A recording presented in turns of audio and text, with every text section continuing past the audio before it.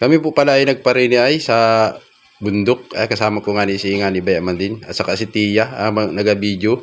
O ay nakulit ko yung baka, ay nahimas-himas ko yung ulo. Ay saka naman pinalo.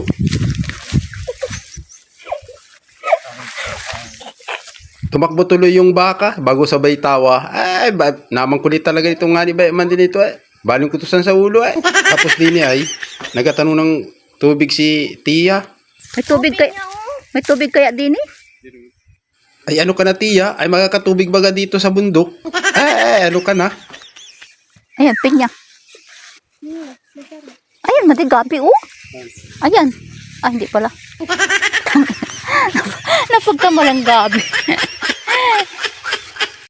Dini naman, nakakita ng kawayan si Tiyo. Ay nawangili kumuha ng kawan, hindi naman marunong magputol.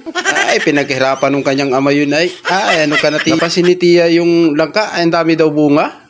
Ayo, ay makadalwa. Ay, ano na yun? Eh, ang maraming bunga. Naturo nga ni Tiyo. Nakit nga ni Bayaman din ayo. Ay naman, dami man din bunga. Ay masarap man din gulayin yan. Ay na naman. Ay dandan lahat, baka mahulog. Ay laglag man din yung bunga. Ay bilisid, baka kita mabutan ng may-ari.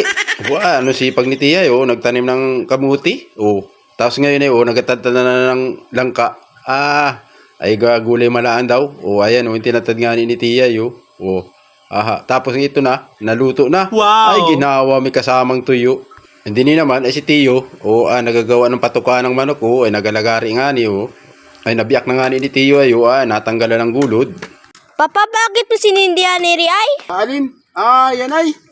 Ay, sinindihan ko. Kinagatbegi ako nung lang gamay, mabawi man lang. Ay naman ka, Tiyo, pantal man din, Ay ngayon, sunog naman sila ngayon.